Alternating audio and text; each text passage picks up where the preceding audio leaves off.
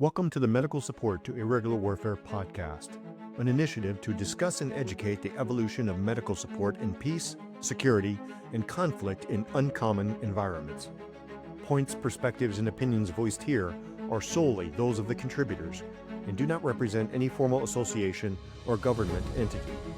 We do everything possible to ensure the information and discussion is sound, comprehensive, and from the most credible sources. Good day and welcome. Today we have retired Colonel David Maxwell, a statesman, strategist, and security studies specialist in irregular, political, and unconventional warfare.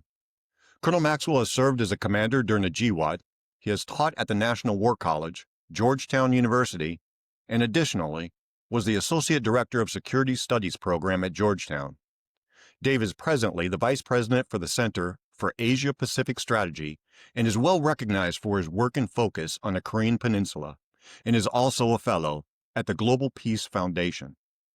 Many of you might know Dave from being the editor of the Small Wars Journal. I would argue the first and most far-sighted but grassroots effort for professional development before geopolitics had even re-evolved. Dave, a good friend of ours, had a description of you in two ways, sir, and both of those were in the greatest respect. The first thing he said was, Dave is the most prolific spammer in the national security space. But then he quickly wanted to clarify and also say that makes you one of the best read and most informed gentlemen in the U.S. national security space. Dave, welcome, and we appreciate you being here, sir. Well, thank you. Thank you for those kind words. I appreciate that. And it's an honor to be here, and it's an honor to talk to really a most important audience, the medical professionals in SOF. I just, you'll hear me say, but I'll say up front, the incredible work that our medics do is just, there's no comparison to any other country, any other military, and I just can't say enough great things about the medics. And I would like to just pay homage to my senior medic on my first team, ODA 161, the late Master Sergeant Mike Bustard. And he passed away a couple of years ago. Our mortality is present, but he was a great medic. And his junior medic, John Lindsay, two phenomenal medics who left an indelible impression on me and really set the standard for all the other medics I've worked with throughout my career, who have all been great. Yes, sir. Thank you for that. I'm sure their families appreciate that greatly too as well, sir. Dave, I'm going to turn the table on you a little bit. One adjective that strikes me whenever I read your literature or whenever I work with you, Dave, the one word is nonpartisan. And what I'd like to do is just ask you and surprise you a little bit by asking you to elaborate on the importance of that trait in irregular warfare, sir. Yes, well, I think, it's ironic. It's really a double-edged sword because everything about irregular warfare is political. It is a political environment. But nonpartisan for me personally, I've never been a member of a political party. I vote in every election. I believe it's our responsibility, even more than our right to vote. It's our responsibility. But I have never been involved in partisan politics. I avoid that. And I think that, our, especially from a military perspective, we have to be open-minded. We have to understand the entire political spectrum. We have to be able to operate within that political spectrum without bias. And I think that my experience has been, while in uniform, the entire force that I've worked with has been nonpartisan. And rarely do people get involved in partisan viewpoints.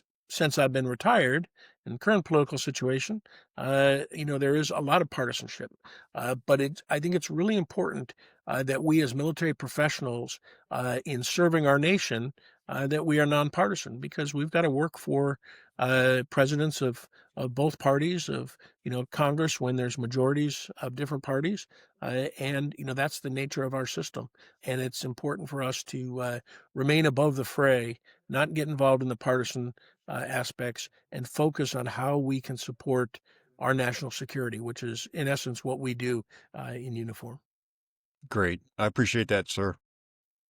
So today's discussion is The topic is Understanding Irregular Warfare for Medical Action, with a little bit of an emphasis on political warfare just to keep us straight and give us a greater understanding of that dynamic. So I'd like to go ahead and ask you to lead off by providing some basis and foundation for our subject and conversation today. Great. If it's okay, I'm going to share some slides just to talk about quickly for the next few minutes.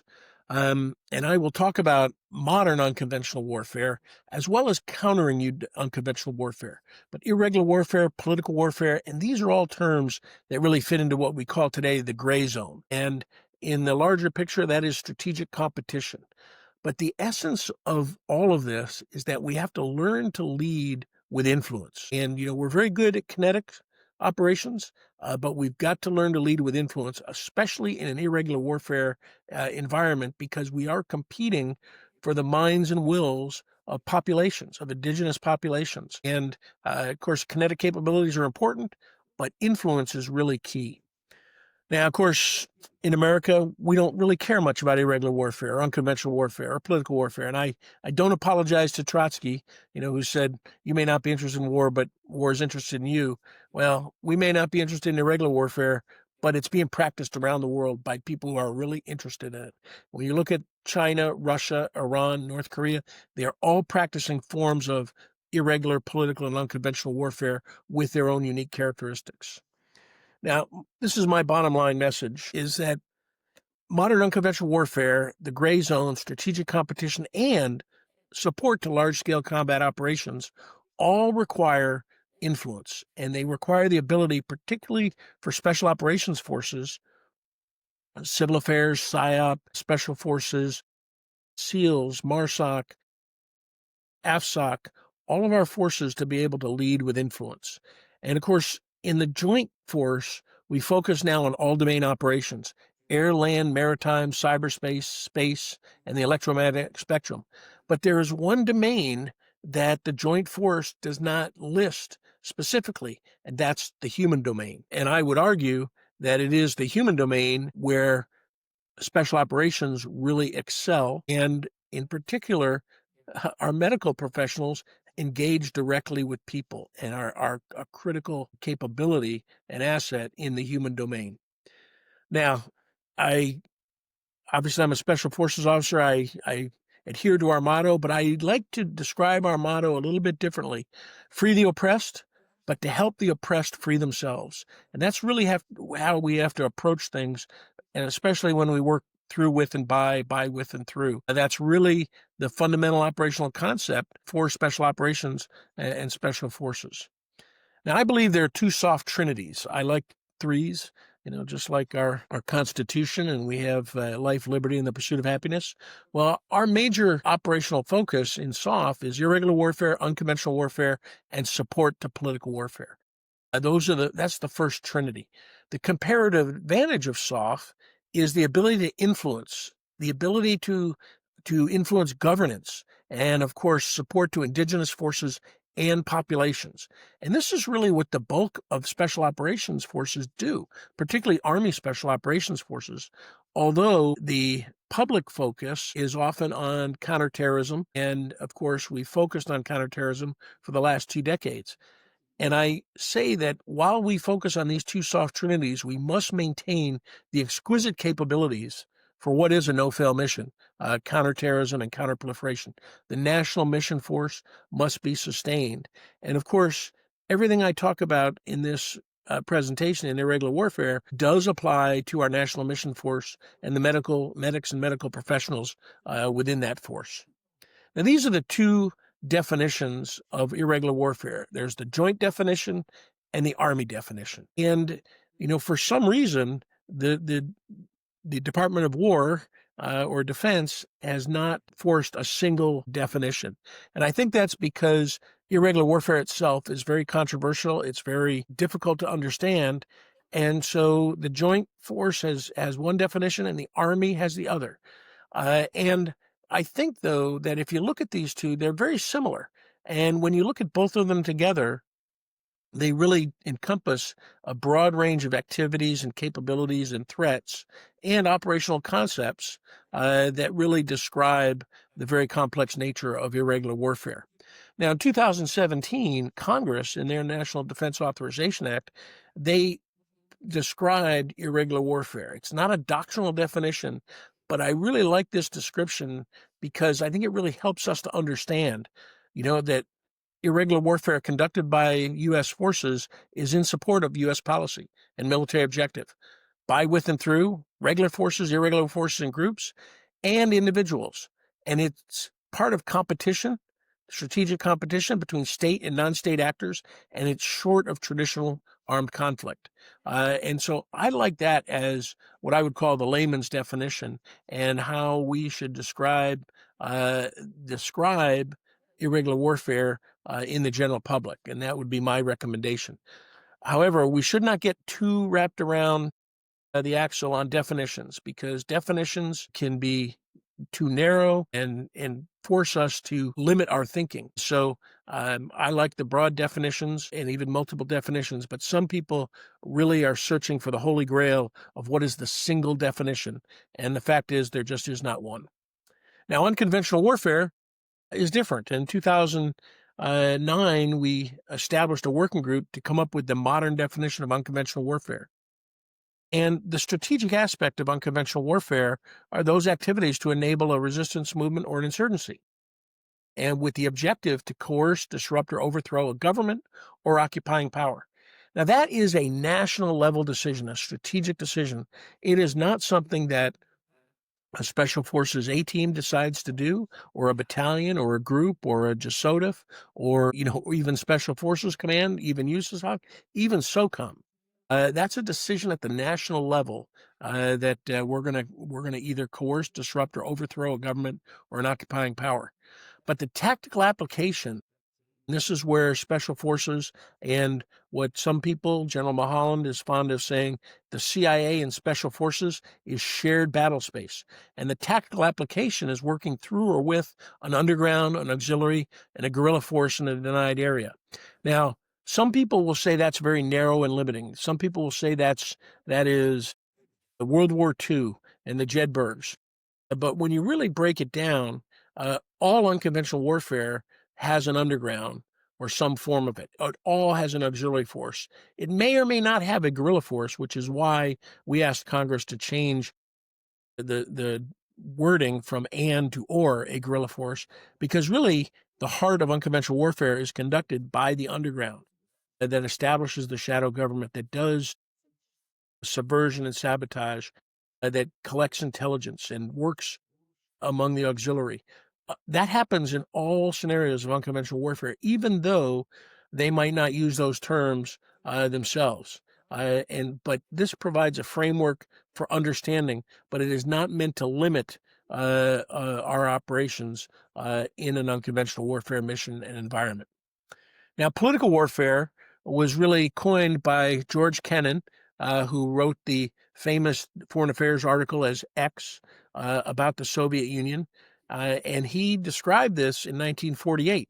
And simply, it is the employment of all means at a nation's command short of war to achieve its objectives.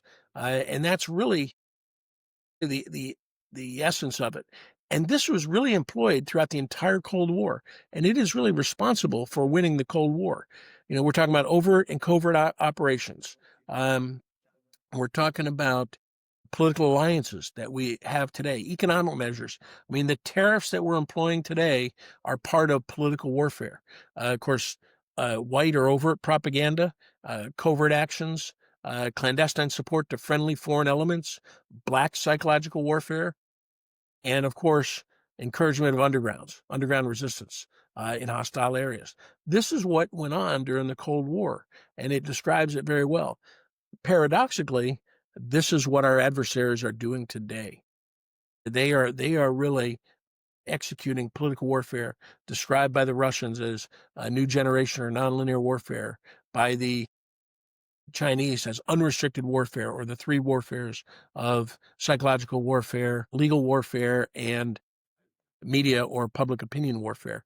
That's what our adversaries are doing. We've got to get back to this kind of construct. Of course, the views on warfare, I talk about influence. For our adversaries, they put influence, they put the psychological first, the psychological over the kinetic. And of course, we are very Clausewitzian and we say politics is war by other means. But for our adversaries, war is politics by other means. And the irony is that we are very afraid of influence. And so, the saying goes, it's easier to get permission to put a Hellfire missile on the forehead of a terrorist than to get permission to put an idea between his ears. And we really need to understand this. Of course, we're challenged because we are a federal democratic republic, with separation of powers, checks and balances. It's hard to achieve unity and strategy. And so, can our republic do strategy this way, or do autocratic, totalitarian, and dictatorships have an advantage? But fundamentally, what we see, and this is what gets down to our basic, every operator on the ground, we see exaggerated grievances communicated well. And it's the essence of warfare. And hostile actors are exploiting grievances in populations to turn those populations against their own government. That's what we're seeing. And that's really the essence of insurgency, the essence of revolution, the essence of resistance. And so we've really got to understand that. Now, for me, you can throw out all the definitions, and fundamentally, unconventional warfare thinking should really inform everything we do. And fundamentally, it's about problem solving, using our unique methods that are non-doctrinal, non-conventional to solve complex political military problems or assist in solving them, while at the same time creating dilemmas for our adversaries, something that we do very well. And of course, it's about influencing foreign target audiences and the behavior of foreign target audiences.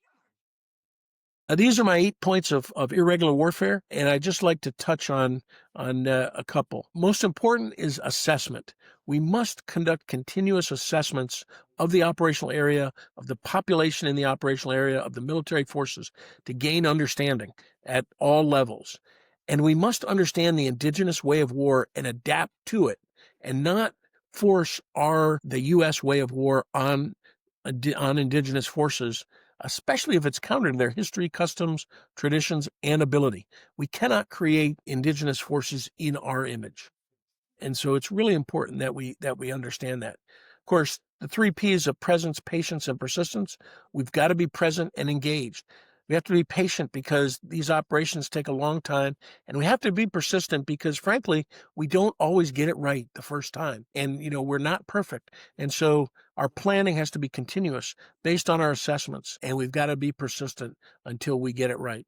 And the last thing I just want to highlight is that U.S. and indigenous interests must be sufficiently aligned. They'll never be perfectly aligned, and we must understand what their interests are and what ours are, but they've got to be sufficiently aligned for us to be able to conduct effective operations. And so we really have to understand the indigenous forces perspective to be able to ensure that our ability to support operations is sound. Now, every operator should be assessing for the potential for resistance in any operational area, because this is what causes chaos and instability throughout the world. Are people resisting their political leaders? And so whether you're on a JSET, whether you're on, an MTT, whether you're on whatever kind of liaison mission, conducting any kind of operation in a foreign area, in a foreign country, we should always be assessing for these indicators. And these are just basic questions, but try to understand if there is a resistance or the potential for resistance. And the best way to get that is through engaging with the population. And who engages with the population better than our medical professionals? So I just wanted 2 points: revolution, resistance, insurgency, terrorism, civil war, unconventional political warfare. This used to be called low-intensity conflict when we established U.S. SOCOM in 1987 and the Assistant Secretary of War for Special Operations and Low-Intensity Conflict. The problem is no one really has ownership. No one really develops the deep knowledge of these phenomena and of irregular warfare. What are we doing in professional military education? And of course, how do we campaign, and how do we develop the irregular warfare proficient headquarters to be able to campaign to support political warfare and the gray zone of strategic competition? And lastly, I'd just like to These are three quotes that I really live by. Irregular warfare is far more intellectual than a bayonet charge, and that is not a slight against infantrymen. I was an infantryman, but not only do we have to outfight our enemy, we have to outthink them. And General Downing, the late General Downing, said, borrowed from the SAS motto, "Who dares wins." For us, it's got to be who thinks wins. And General Schoonmaker really said it best: train for certainty, educate for uncertainty. And I will tell you that medical education and special operations, I think, is all about educating for uncertainty. Yes, you train, you have all the top knowledge of medicine, but you're going to be operating in uncertain environments, and that takes critical thinking on top of your great medical skills. So with that, I will just uh, use that as a start point here, and happy to discuss things further. Dave, that was fantastic and absolutely perfect, in my own opinion, about where our community is in this learning curve, from the GWAT back into geopolitics. I'd like to ask if we could expound just on 2 points. And my first point, 2 statements really quickly. Easier to put a hellfire on the forehead of a terrorist than to put an idea behind it between his ears. My dad said something similar. Under the right circumstances, a handshake is more powerful than a bomb. When we talk about influence, with that in mind, I also heard a general officer say last December, we don't need relationships across a year. We need relationships across generations. If you could just expound on that thought of influence a little bit, sir. Yeah, so I think those are great points, and I think they really should be emphasized. Relationships are key, and long-term relationships. Now, I'm only in one generation, but my own personal experience, in 1985, I was at Fort Benning with a Captain Alexandriano from the Philippines. When I returned to the Philippines, he was a colonel. When I returned on 9/11, less than a month after 9/11, he was a task force commander waiting for me when I got off the C-130. When I went back to command the Joint Special Operations Task Force, he became the commander of the Armed Forces of the Philippines. And so we had known each other since captains. And General Joe Votel was a small group instructor. And every time I saw Colonel or General Yano, he always wanted to know what is Joe Votel doing. And I remember in October of 2001. He had just parachuted the Ranger Regiment into Afghanistan. And so I told then Colonel Yano that they had just conducted an airborne operation. So those relationships are really key. But let me tell you even a better relationship. Sergeant First Class Joe Morley accompanied me to the Philippines when we got the mission to stand up a Philippine counterterrorism company. And we were there with all the generals and all the staff, including Admiral Blair, the SINCPAC from Hawaii. Well, some Navy captain said, "Why do you have a sergeant here?" And I said, "Well, he's the subject matter expert. He is, he's the best for man, train, and equip. He was an NCO and an assaulter in the SIF, and so he had all the experience." And so this captain, he just shook his head and didn't like that. Well, when the conference started and we all went around the table, and myself, Max Carpenter was S3, and Joe Morley, we were the last 3 to introduce ourselves, and Joe was the last one. And when he introduced himself, the generals on the other side said, "Joe, how you doing? It's been a long time. How's your family?" He had known these generals since they were second lieutenants. He had been coming to the Philippines for decades and had those relationships. And yet all these senior officers at PACOM, they didn't have nearly the same relationship. That is just an example. And of course, we had instant credibility, and the SINCPAC got what they wanted because of a senior NCO who had personal relationships with general officers. And so I think those are just 2 vignettes there that really illustrate that. But the other thing is relationships bring trust, and trust allows us to do what is necessary to support U.S. national security and to help our friends, partners, and allies to achieve their missions in support of their security. Dave, great perspective. And you and I are graybeards, but what I call the IW generation, that's great perspective for them to hear and understand, because those same staff sergeants or corporals are going to have the same relationships in 20 years from now and have the same strategic and political effects as our generation did. Dave, 1991, the wall fell, geopolitics fell apart, Cold War was over. We moved into a lot of uncertainty and dynamics across the entire globe, which maybe culminated with jihadism, international jihadism, the global war on terror, et cetera, et cetera. Soft, special operations, medicine, operators, no matter what the case, we went from an operational environment over the last 25 to 30 years and understanding those operational dynamics on the battlefield. And now we're in this transition phase, I believe, to a more understanding of strategy and even poking our fingers into policy a little bit. There are new terms, there are new understandings, there are new dynamics that we need to consider. And looking back in preparation for this, looking back at your writings, what I'd like to ask you is just three questions. How does all this information on strategy, policy, geopolitics, relationships across generations help the doctor or medic to do strategy? Yeah, so I think it's really important for a number of reasons. One is we have to understand the operational environment and understanding politics, understanding the nature of conflict and the character of conflict, the nature of war, which is enduring and never changing, but the character of war changes. Understanding that helps us to be, and helps the medic to be able to fit into the operational environment. To do his medical job, yes, but also medics contribute so far beyond the medical capabilities. Yes, we spend years training medics to have that exquisite medical professional capability because we need that to take care of our teams and to build trust and take care of our indigenous forces. But by virtue of their access, they're able to gain personal understanding of the conditions that really give rise to conflict, that give rise to insurgency, to terrorism, to revolution. And so they're uniquely suited to gain this information, but you've got to study it. There are five disciplines that I think everybody should study in addition to their specialty, and that is military history, military theory, military geography, which is not just the map and the terrain, but the intersection of the population and the terrain and the culture. And then, of course, operational art and strategy. Those are the five things we should all have a working knowledge of. The more senior you are, the more expert you should become. But I also think that the very junior medic has to start thinking about these things.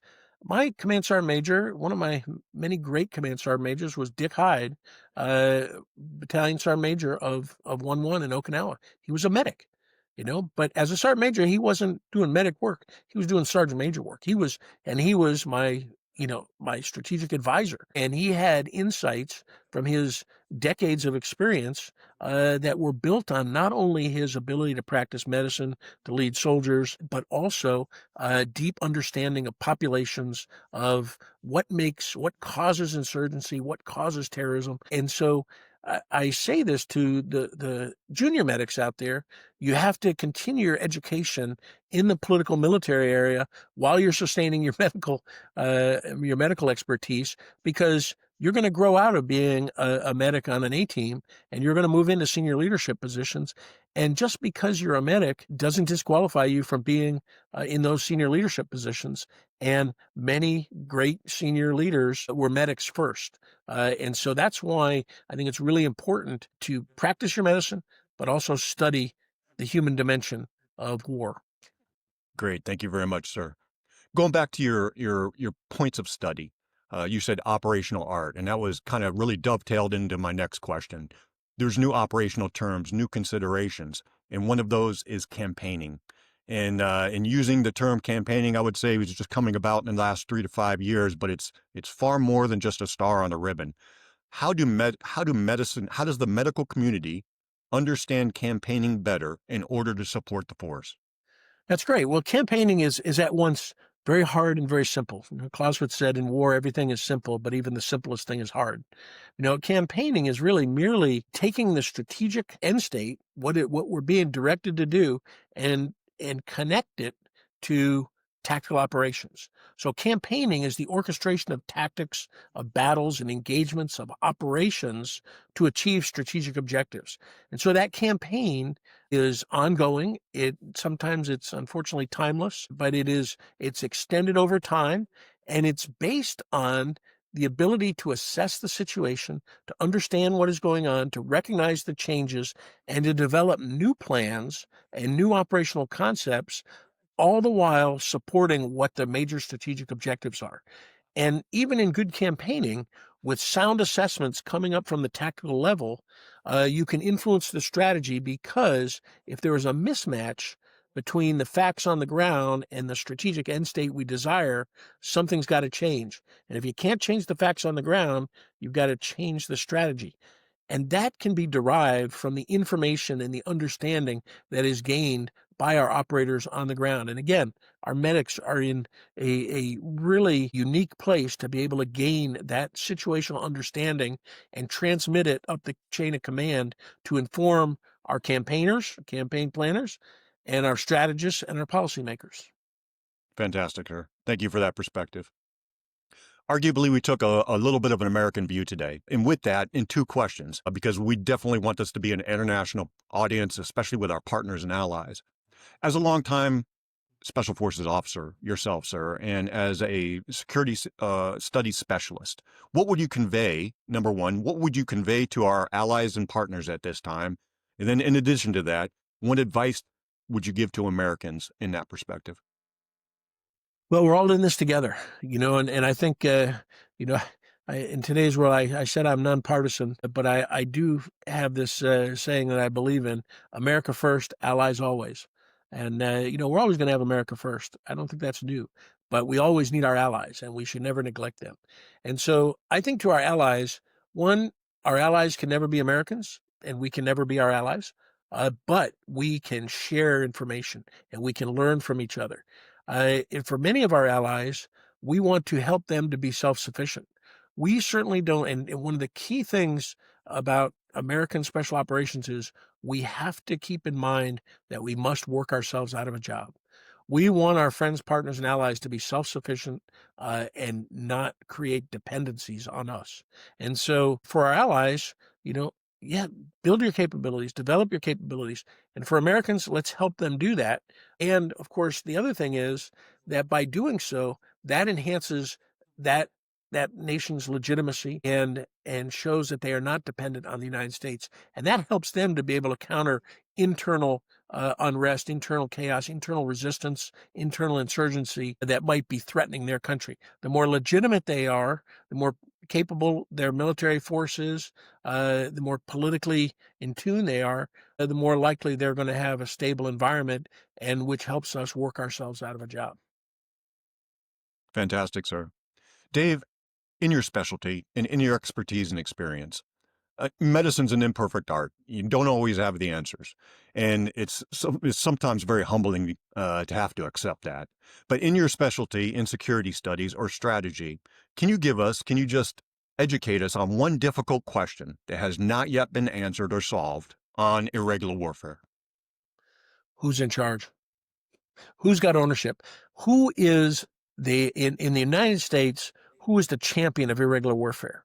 And we don't have a champion in irregular warfare. And I would say that one of our failings is that Senator Nunn and Senator Cohen in 1987, when they had the Nunn-Cohen Amendment that established U.S. SOCOM and ASD, now ASW SOLIC, low-intensity conflict, they did many great things establishing SOCOM. But their intention was to have a single focus for low-intensity conflict, which today is really irregular warfare. And Congress and the department did not resource and did not empower the ASD or ASW SOLIC to be that single source for low intensity conflict. And part of that is service rice bowls and the belief that, yes, we're going to train for the hardest thing, conventional war. And if we do that, then we can do the lesser of irregular war. And that is a false view in my mind, a mistake, because irregular warfare takes place in large-scale combat operations. It takes place in major theater war, but by definition, conventional war does not take place in irregular warfare. And so it's not a lesser included piece. It is the most practiced form of warfare that there is. Many people will say, There's regular warfare, rarely conducted, World War I, World War II, Desert Storm. But there's irregular warfare that we've conducted in a multitude of ways throughout our entire history. And so, what is irregular is really regular. But to me, we have no champion and no advocate for irregular warfare to really drive it home. And you see in the writings and how doctrine is produced, there is more doctrine coming out on irregular warfare from Leavenworth than I've ever seen before, and some good doctrine, but it is still, in my mind, considered a lesser included case. And with that, there are some times that special operations forces should be in the lead. Special operations forces will not win a major war. They can contribute to victory, but in irregular warfare, special operations thinking, irregular warfare thinking, unconventional warfare thinking may be what carries the day in these complex operations of strategic competition and political warfare. And lastly, let me say, irregular warfare is really the military contribution to political warfare. And political warfare is really conducted at the national level by our civilian interagency. And so that's why in our soft trinities, you saw that it's not that we conduct political warfare, it's that we provide support to political warfare through our irregular warfare capabilities. Thank you for that. Thank you for the honesty. That was immeasurably beneficial, and it's appreciated that we understand those dynamics too as well. Just two more questions for you. Number one, sir, as the editor of Small Worlds Journal, what work would you hope to see or would like to see from the medical community, especially as we just brought up research and study out of Leavenworth? Yeah, so I want to see experiences. Small Wars Journal, the new motto by our editorial team led by Ken Gleiman, another Special Forces officer. He's now the editor in chief. I'm an editor at large in my legacy. But the new motto is discourse at the speed of relevance. What we want to see is people coming from the field and writing about their experiences. And it could be everywhere from a simple procedure. I mean, think about all the medical devices that have been created, the innovation at the tactical level, from tourniquets to, just everything that has been done. Write about that. Write about your experiences with people.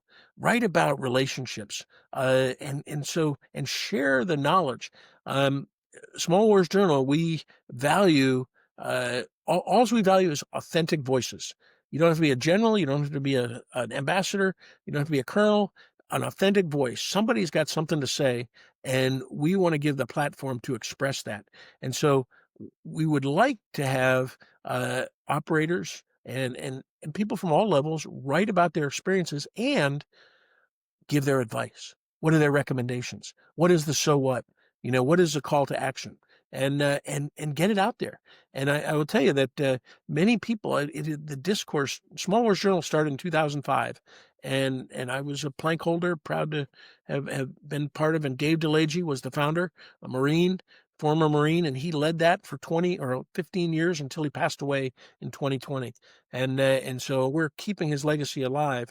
But he wanted the discourse. He wanted people to share ideas and provide a platform to be able to share them throughout the force, but also throughout the world. I appreciate that, Dave, and no doubt that will promote some participation and contribution, and we need to do our share on that as a community, undoubtedly. Sir, on this podcast effort, our intent is always to have three clear and memorable learning points for the audience to take away from every podcast. What are your three big takeaways for our medical community? So, number one, soft medics, by definition, are experts in the human domain. Accept that, embrace that. And by virtue of that, they contribute immensely to irregular warfare. And everything they do, from building trust and rapport to gaining deep situational understanding of the operational and the irregular warfare environment, is critical. And there's nothing better than a good bedside manner to gain trust and understanding. And so when you're treating that indigenous person there and you're engaging with them, talking to them, you develop understanding of what's happening in the area. So number one, you are experts in the human domain, and your medical expertise provides tremendous support to irregular warfare. Number two, something I really worry about is that our medics must sustain the proficiency to operate in remote, austere medical environments, and provide that remote care, both to our teams, protect the force. That's our number one priority, as well as to our indigenous partners. I think we have to remember that there's going to be no more golden hour like Afghanistan and Iraq, and particularly in denied and remote areas. We're not going to be able to medevac people as rapidly as we had the luxury to do. And so we've got to get back to that. And I remember a briefing from a commander of JSOM TC who described soft medics as wilderness doctors. And he told this group of congressmen, I listened to him say this, these are wilderness doctors who can do any procedure that a full-fledged medical doctor, an MD, can do with the same tools in the woods, in a remote environment. And and that has had such a powerful impact on me. But we've got to sustain that capability to conduct medical care in remote, austere environments. And lastly, our medics contribute far more than medical expertise. Yes, medicine is your entry point. It is the critical entry point to any human environment. But the things that our medics do and the knowledge that they gain contributes to solving complex political, military, and medical problems as well. So there's kind of a yin-yang here that you do your job medically well, and your medical expertise will support our operations in irregular warfare. Dave, immeasurable. We appreciate your perspective, your experience, and your expertise and your contribution here, sir. And also, thank you for your constant contribution to the community, allies, and U.S. national security interests, obviously. To the community here, please look at the notes of our podcast for further reading or links from Dave, and continue your own thoughts and develop those in ways to find and employ medicine and medical support in the realms of political and irregular warfare. Thank you for listening to this MSIW program, and we hope that you will both participate and contribute to the notes or offer thoughts, requests, and suggestions via our email link. The best to you, your work, and the relationships and security this effort strives to impact.